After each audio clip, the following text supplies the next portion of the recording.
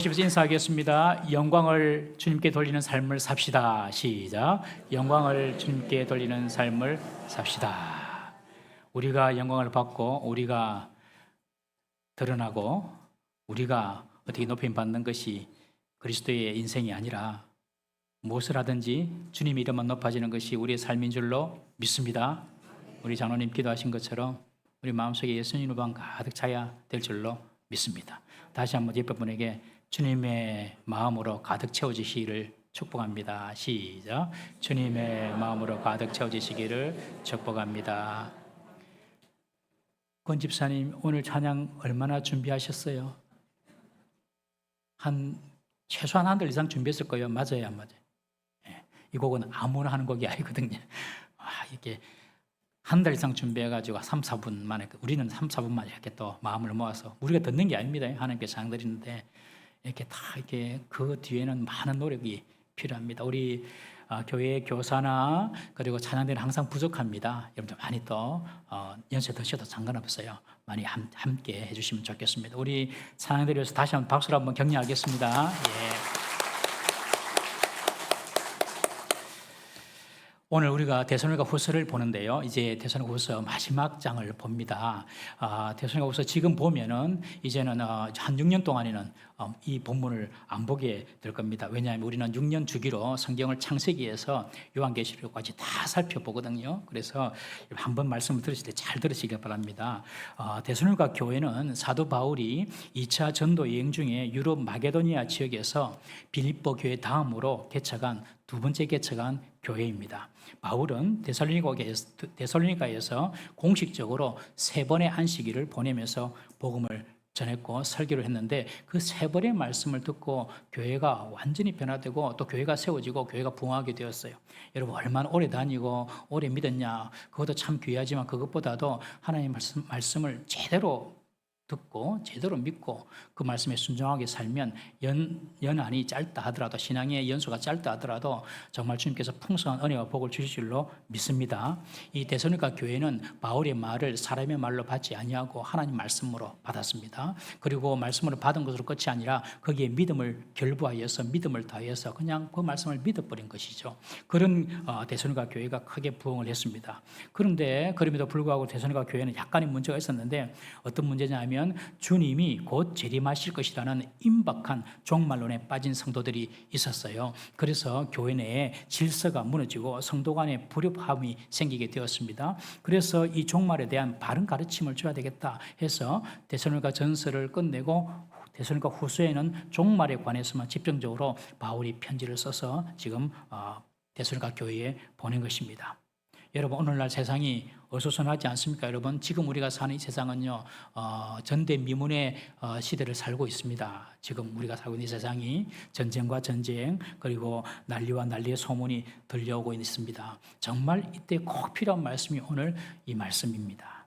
여러분 우리가 언젠가 개인의 종말을 맞이하지 않겠습니까? 우리 개인의 종말을 맞이하고 또 언젠가 예수님께서 다시 오셔서 우주적인 종말도 우리가 보게 될 것입니다. 우주적인 종말이든지 내 개인에게 주어진 그 생명의 시간이 끝나고 주님을 만나는 그런 개인의 종말이든지 우리가 종말을 어떻게 준비해야 될 것인지 바울은 오늘 이 말씀에 결론적으로 잘 말씀해 주고 있어요.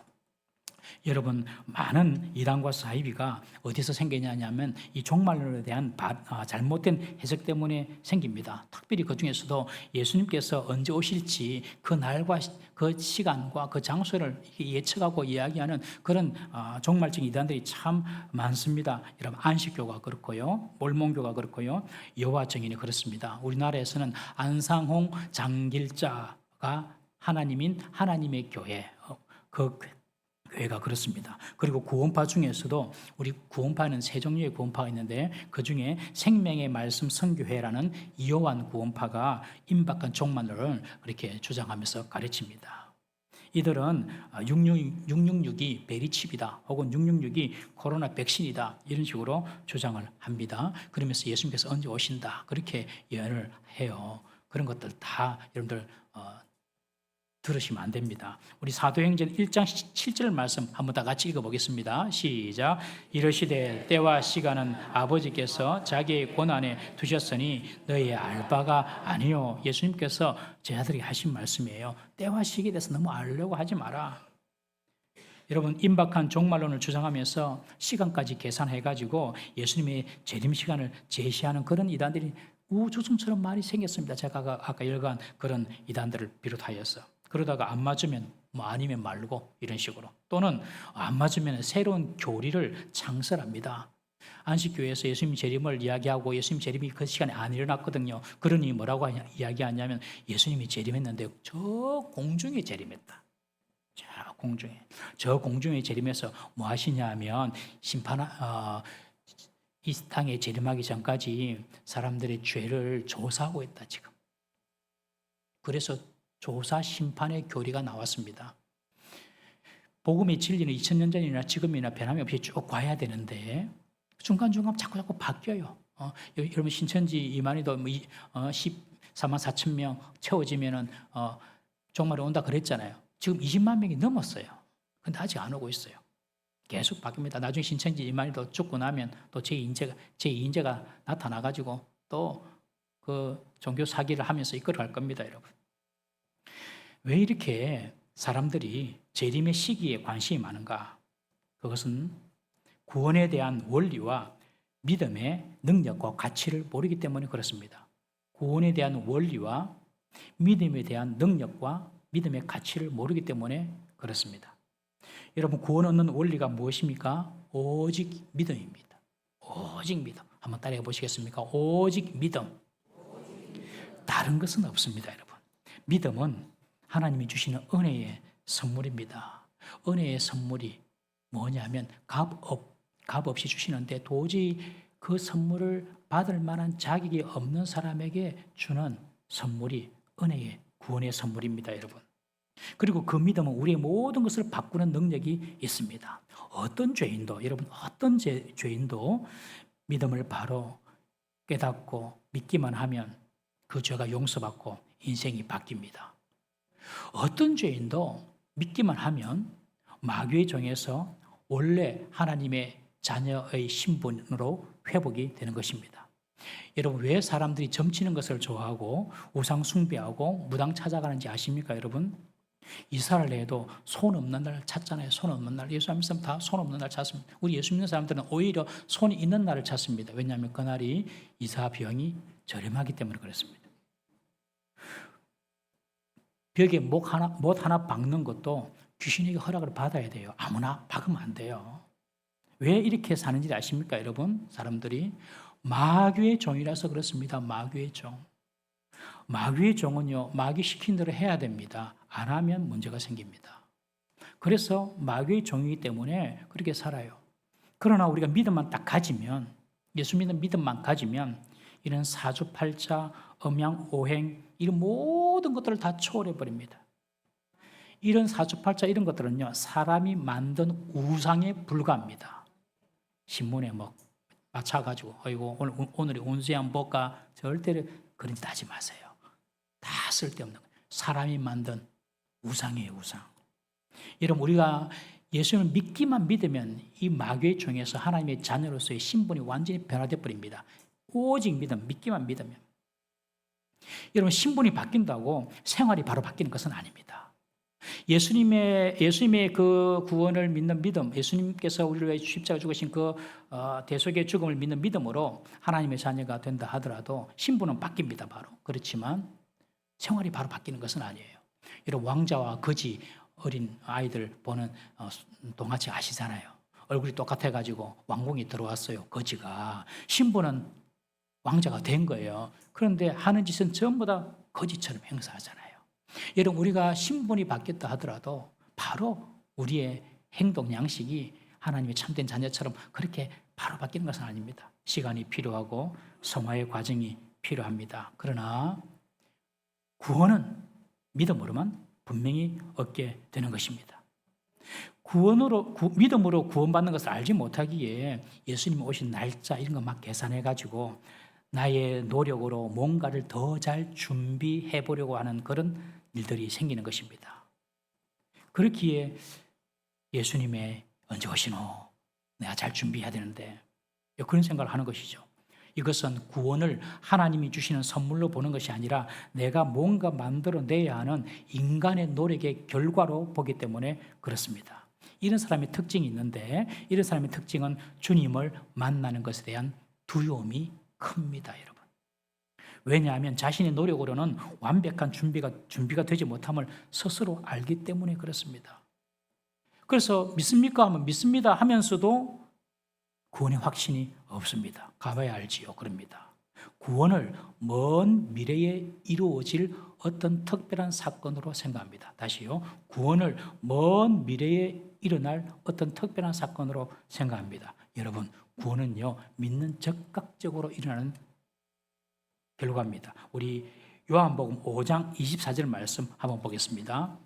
함께 읽습니다. 시작. 내가 진실로 너희에게 이르노니 내 말을 듣고 또 나 보내신 이를 믿는 자는 영생을 얻었고 심판에 이르지 아니하나니 사망에서 생명으로 옮겼느니라. 여기 보면요, 예수님께서 하신 말씀인데 내 말을 듣고, 자, 구원이 어떻게 이루어지느냐? 내 말을 듣고, 두 번째로 나 보내신 이를 믿는 자는 영생을 얻었고, 영생을 얻게 될 것이고 아닙니다. 완료입니다. 영생을 얻었고 심판에 이르지 아니할 것이고 아닙니다. 심판에 이르지 아니하나니 사망에서 생명으로 옮길 것이다 아닙니다. 사망에서 생명으로 옮겼느니라. 여러분, 이것이 믿음의 능력입니다. 우리 예수님을 믿는 순간 우리는 신분이 바뀌고 사망에서 생명으로 옮겨간 줄 믿으시기를 바랍니다. 그래서 살아서 예수님 믿는 사람은요, 영원히 죽지 않아요. 무슨 말입니까? 이미 영생을 얻었는데요. 다시요. 살아서 예수 믿는 사람은요, 죽지 않아요. 이미 영생을 얻었기 때문에, 우리 속에 영생이라는 생명이 들어왔기 때문에. 믿습니까? 이 사건은요, 믿는 순간 즉각적으로 일어납니다. 먼 미래의 구원이 일어난 것이 아니라는 것입니다. 여러분, 이 사실을 믿으셔야 됩니다. 그런데 구원이 먼 미래에 일어난다고 믿으니까 예수님 오실 그 언제 나를 알아가지고 그 시간 동안 내가 좀 잘 준비해야지, 그런 생각이 드는 거죠. 여러분, 주님께서 내 죄를 위해 십자가 위에서 죽으신 것을 우리가 믿으면 우리는 구원받는 줄 믿으시기를 바랍니다. 십자가 위에서 예수님께서 운명하시면서 다 이루었다 하셨잖아요. 다 이루었다. 여러분, 구원이 주님의 십자가 죽음을 믿는 그것으로 다 이루어진 거예요. 내가 뭔가 하는 것이 아닙니다, 여러분. 그래서 이런 믿음으로 얻는 구원을 확신하는 사람들은 비록 내가 좀 부족하고 내가 허물 있고 내가 이렇게 좀 잘못해도 신분은 바뀌었지만 생활은 바로 바뀌지 않는다 그러셨잖아요. 시간이 필요하다 했잖아요. 그렇기 때문에 주님을 만나는 일을 두려워할 필요도 없고, 그리고 구원의 확신을 의심할 필요도 없는 것입니다. 여러분, 예수님께서 오실 날을 막 계산을 하면서 71회가 어떻고 7년 대환란이 어떻고 이렇게 숫자나 시간을 가지고 날짜를 계산하거나 구약의 절기와 신약의 사건들을 조합해가지고 재림의 날짜를 주장하는 모든 가르침은 절대로 받아들이지 말기를 주의 이름으로 축복합니다. 예수님은 날짜 계산 같은 거 하지 마라, 그렇게 말씀하셨어요. 사람들이 보통 진리에 관심이 있는 것 같지만 사실은 아닙니다. 사실은 자기가 듣고 싶은 이야기에 관심이 있습니다. 그리고 자기의 호기심을 자극하는 이야기에 관심이 있는 거죠. 성경이 말씀하시는 진짜 그 말씀이 무엇인지 그게 관심이 사실 별로 없어요. 그래서 이단에 빠지는 것입니다. 여러분, 더 이상 잘못된 종말의 가르침에 현혹되지 말기를 주의 이름으로 축복합니다. 데살로니가 전후서를 통해서 바울이 종말을 준비하는 태도를 이야기해 주는데 한마디로 종말이 온다고 특별하게 살라고 하지 마라, 그겁니다. 종말이 온다고 특별하게 살라고 하지 마라. 이 말은 종말이 온다고 특별하게 좀 살아봐야지 이렇게 생각하는 것은요, 평소에 삶 자체가 종말을 생각하지 않고 주님과 별 상관없이 살았다는 뜻입니다. 여러분, 평소에 주님 생각하지 않고 살다가 이제 종말이 되니 주님 언제 오시노? 그래서 주님의 때를 알고 싶은 것입니다. 여러분, 종말은 예수님이 이 땅에 오신 처음부터 다시 오시는 재림까지 모두가 다 종말입니다. 예수님께서 처음 오셔서 회개하라, 천국이 가까워왔다 하셨잖아요. 그게 바로 종말의 시작입니다. 그리고 예수님께서 재림에서 오실 때에 종말이 완성됩니다. 종말은 이미 시작되었지만 아직 완성되지 않은 과정 중에 있습니다. 우리가 지금 그 사이를 살아가고 있습니다. 그래서 우리는 늘 주님 앞에 서게 될 날을 우주적인 종말이든지 아니면 개인적인 종말이든지 생각하면서 일상을 살아가야 하는 것이죠. 종말에 대해서 어떻게 살아야 할지 데살로니가 교회 성도들에게 바울은 편지를 마무리하면서 크게 두 가지를 당부합니다. 첫 번째는요, 나를 위하여, 우리를 위하여 기도해달라. 기도를 부탁합니다. 바울이 부탁한 기도가 무엇입니까? 그것은 주님의 말씀이 영광스럽게 전파되기를 기도 부탁을 합니다. 주님 말씀이 잘 전도되도록 지금 바울이 기도 부탁을 해요. 여러분, 우리가 인생의 종말이나 세상의 종말이 가까울수록 우리에게 필요한 것이 무엇인지 아십니까? 주님의 말씀입니다. 주님의 말씀. 우리가 인생의 마지막에 섰을 때에 우리가 붙들 수 있는 것은 주님 말씀밖에 없어요. 왜 이 땅의 삶이 피곤하고 무기력하고 허무한 이유가 무엇이겠습니까? 하나님 말씀을 몰라서 그래요. 딴 데서 이유 찾을 필요가 없습니다. 우리 아모스 8장 11절 말씀 한번 다 같이 읽어보겠습니다. 시작. 주 여호와의 말씀이니라. 보라, 날이 이를지라. 내가 기근을 땅에 보내리니 양식이 없어 주림이 아니며 물이 없어 가람이 아니요 여호와의 말씀을 듣지 못할 기갈이라. 여러분, 먹을 것 많죠? 내일 먹을 거 있으시죠? 물도 있죠. 그런데 영적인 주림과 가람이 생기는 것은 하나님의 말씀을 듣지 못했기 때문이라는 것입니다. 여러분, 돈이 많고 학식이 많고 직위가 높다고 사람이 잘 되고 행복하고 풍성해지는 것이 절대로 아닙니다. 주님의 말씀이 내 속에 들어와야 됩니다. 주의 말씀. 그 주의 말씀이 복잡하게 이야기할 것이 아닙니다. 바로 복음인데 세 가지로 제가 정리해 봤어요. 우리가 꼭 기억해야 될 주의 말씀. 첫 번째, 하나님이 계시다. 한번 따라해 보시겠어요? 하나님은 계신다. There is a God. 하나님이 계신다. 여러분, 하나님이 계심을 믿습니까? 하나님이 계심을 믿어야 돼요. 하나님이 계심을. 우리가 어떤 문제나 난관에 부딪혀가지고 참 힘들어하고 또 어려울 때가 있습니다. 그런데 그때에 하나님이 계신다 생각하면요, 이상한 용기가 생기고 믿음이 생기고 평안이 찾아옵니다. 하나님이 계신다. 욕을 사탄 마귀가 있게 만들려고 하나님이 없는 것처럼 자꾸 말합니다. 하나님이 계신다. 한번 따라해 보시겠어요? 하나님이 계신다. 시작. 하나님이 계신다. 이 사실을 꼭 믿으셔야 돼요. 그게 복음입니다. 두 번째는요, 그 하나님이 사랑이시다. 하나님이 사랑이시다. 이 사실을 꼭 믿으셔야 됩니다. 세 번째는요, 그 사랑의 하나님이 우리 죄를 대신하여 십자가의 아들을 죽게 해서 예수님을 믿기만 믿으면 용서받는다. 믿음으로 구원받는다. 요 세 가지. 하나님은 계신다. 하나님은 사랑이시다. 그 사랑이 십자가에 나타나는데 그 십자가 사건을 믿기만 믿으면 구원받는다. 이게 바로 복음입니다.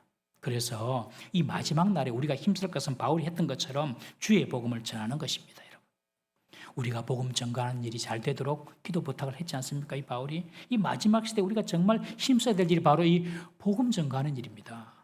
복음 전가하는 일.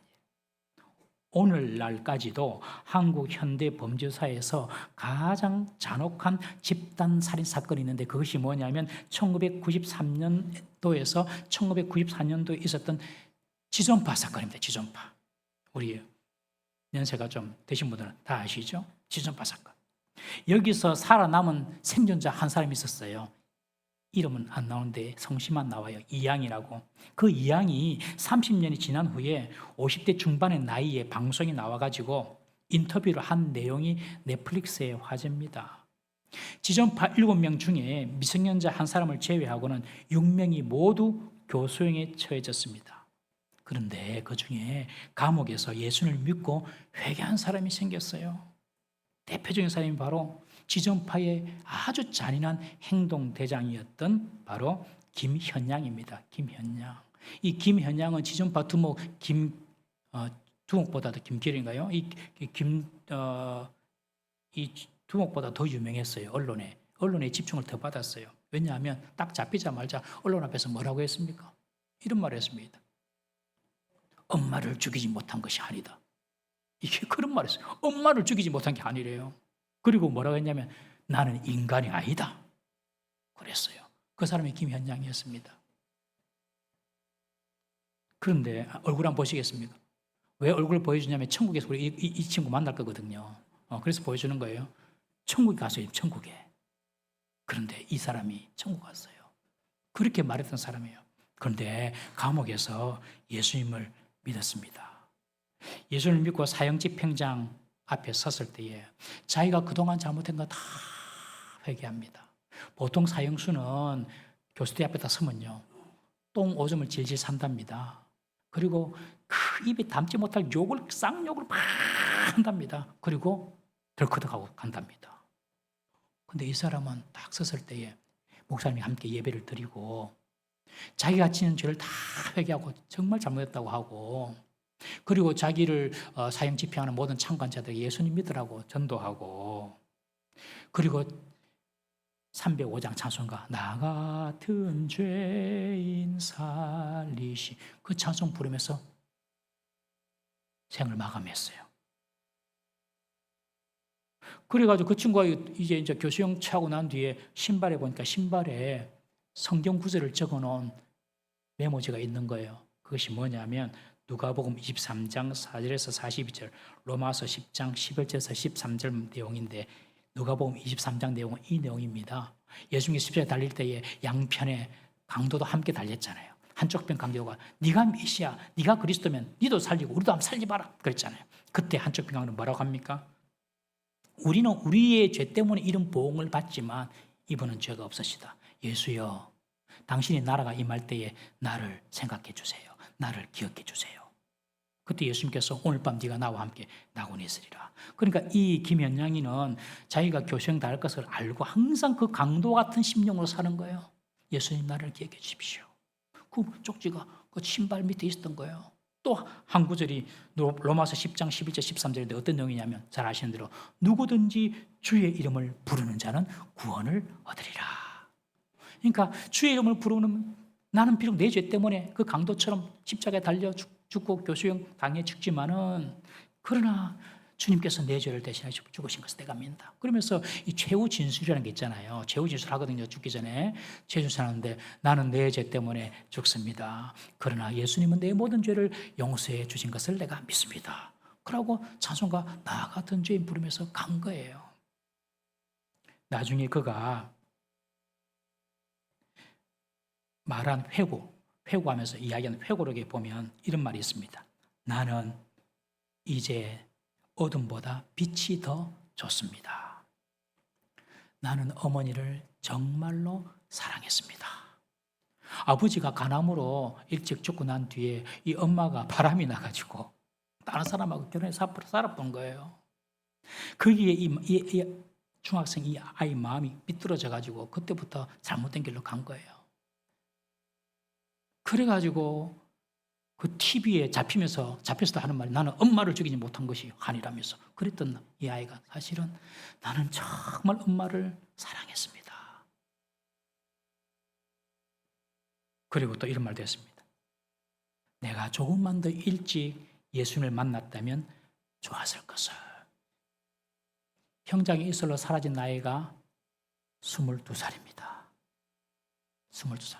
우리 청년들 예수 믿는 것이 최고의 복입니다. 예수 믿었기 때문에 딴 데로 갈 일이 없어요. 예수 믿는 사람들은. 여러분 정말 이 청년 때 예수님 잘 믿어야 됩니다. 그러면 인생이 바뀝니다. 여러분 이런 극악한 살인마도 변했습니다. 무엇이 그렇게 만들었습니까?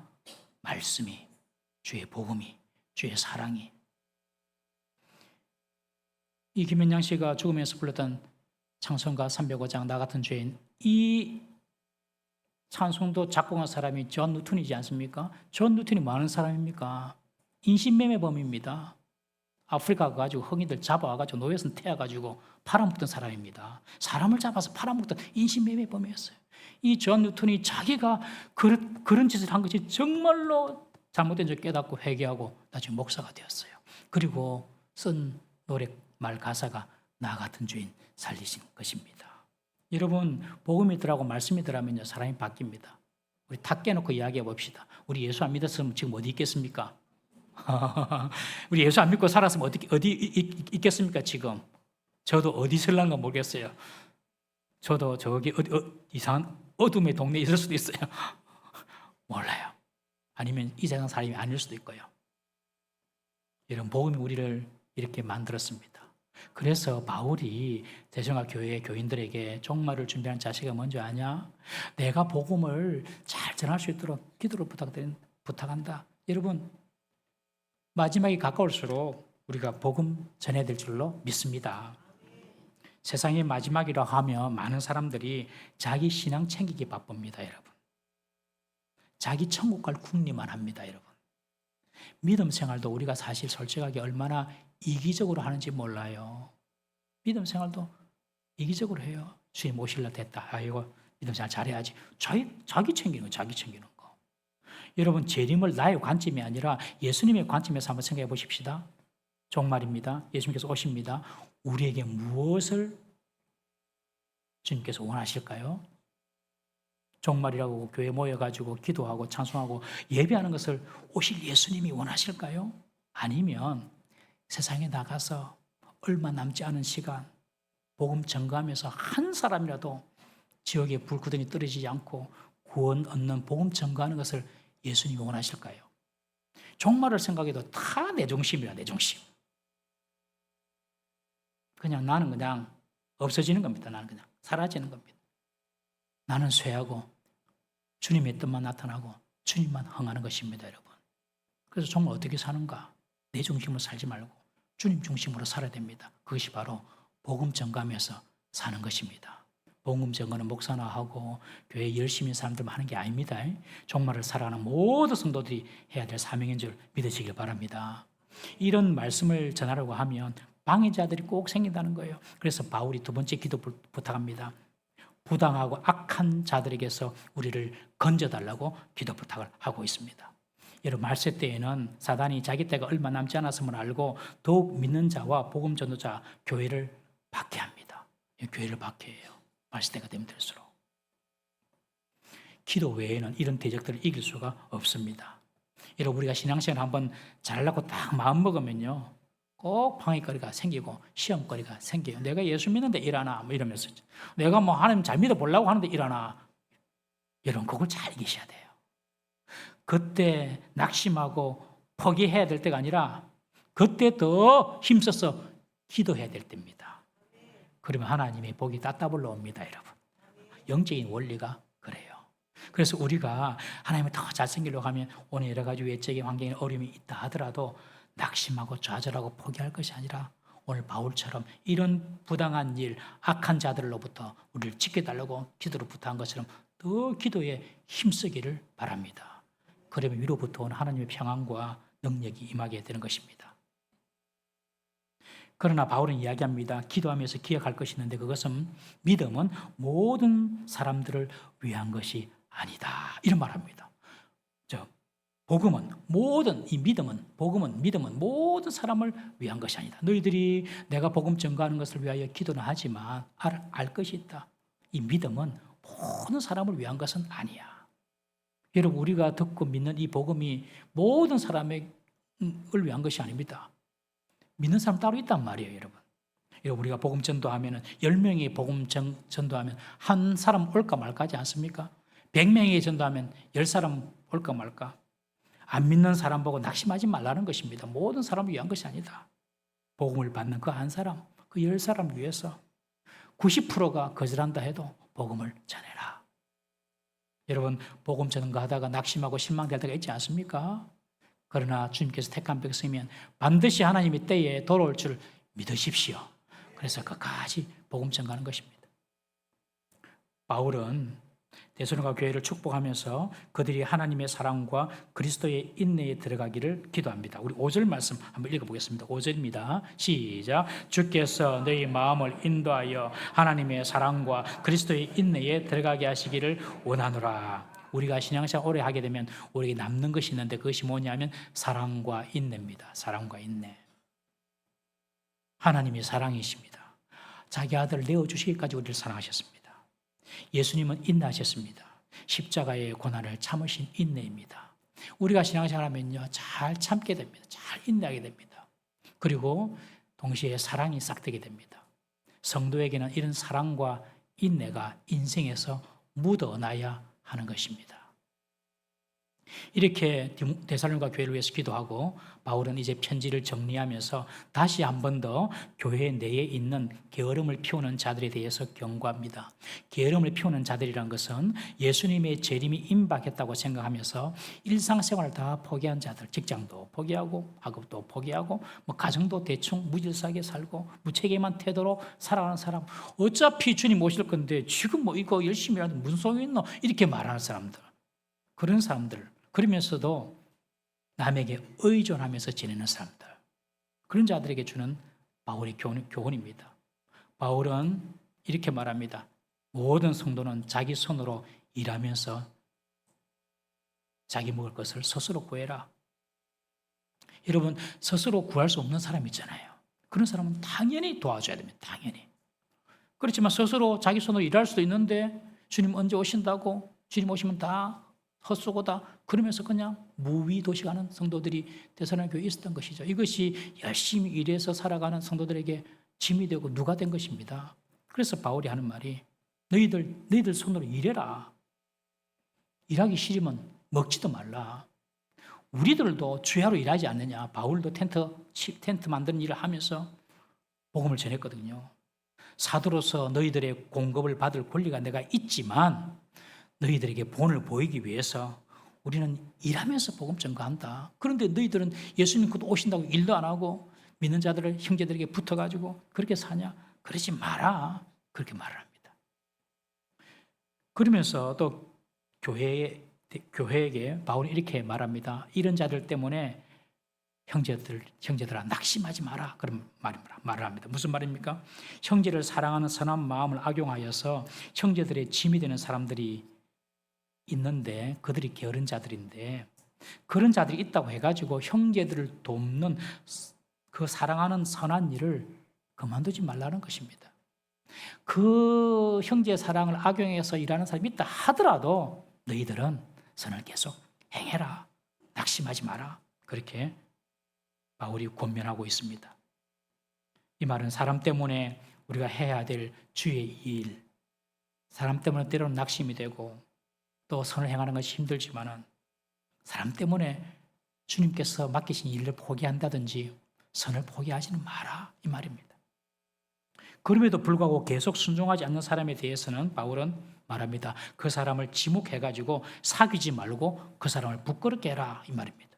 그 사람과 사귀지 못하게 하는 것입니다. 여러분 순종하지 않는 사람은요, 순종하지 않는 사람과 사귀면 자신도 순종하지 않는 사람 되고 비난하는 사람과 사귀면 자신도 비난하는 사람 되고 다 그렇게 물들게 되는 것이지 않습니까, 여러분?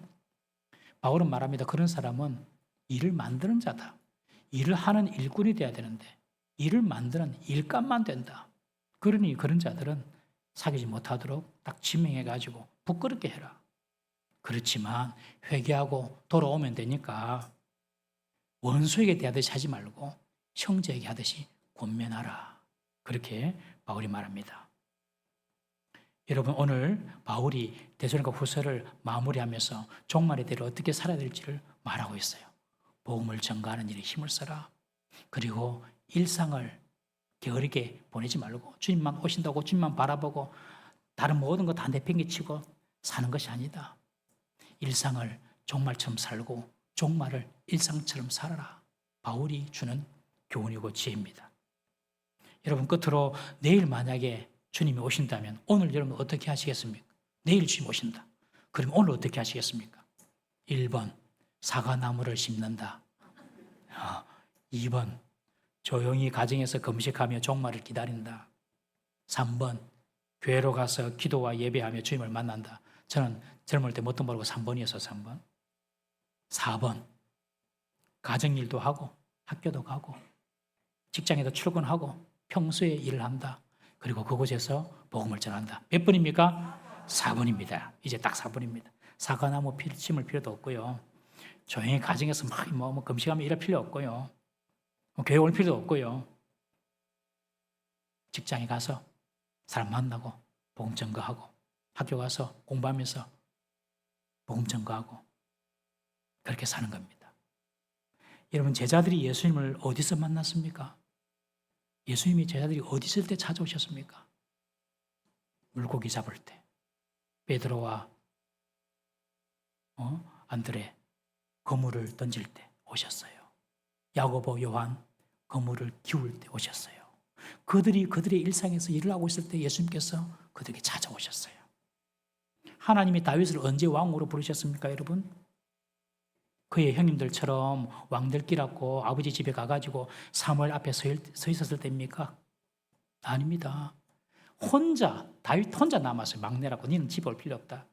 혼자 다윗이 어린 양들을 치고 있는 그 양우리 가운데 있을 때 주님께 오셔서 그를 이스라엘의 왕으로 부르신 거예요. 여러분, 모세가 언제 성령님을 만나서 출애굽의 사명을 받았나요? 미디안 광야에서 나이 80이 돼가지고 자기 양도 아닙니다. 장인의 양을 치고 있을 때 그곳에 꺼지지 않는 불꽃으로 주님께서 찾아오셔서 모세를 부르시고 이스라엘을 이끄는 지도자로 만드셨지 않습니까? 다 일상 가운데, 내 삶 가운데. 여러분, 신앙생활 따로 일상 따로 이거 아닙니다, 여러분. 주님 종말 온다고 주님 종말 어떻게 준비할까? 이거 아닙니다, 여러분. 내 일상 가운데서 내게 맡겨진 일에 최선을 다하면서 일상을 종말처럼 살고 종말을 일상처럼 살 때 주님은 우리 가운데 찾아오심을 믿으시기를 바랍니다. 세상의 마지막 날 재림 때에도 예수님은 우리가 우리 일상을 포기하고 질서 없이 사는 것을 원하지 않습니다. 밭에서 밭일 하다가 주님 만나는 거고 맷돌질 하다가 주님 만나는 것입니다. 종말이 언제 올지 모르지만 종말만 기다리면서 무책임하게 세상과 등지고 살 것이 아니라 현실에서 주어진 삶을 최선을 다해 사는 것이 하나님의 뜻이고 그 삶 가운데서 복음을 전하며 사는 인생이 종말을 최고로 잘 준비하는 인생인 줄 믿으시기를 바랍니다. 일상을 종말처럼 늘 깨어있고 종말을 일상처럼 최선을 다하며 복음을 전가하는 삶, 그것이 오늘 바울이 우리에게 주시는 종말을 대하는 태도인 것입니다. 이렇게 살아가는 우리 모두 성도 되시기를 주님의 이름으로 축복합니다. 다 같이 한번 기도하겠습니다. 우리 시간에 주님 내 남은 인생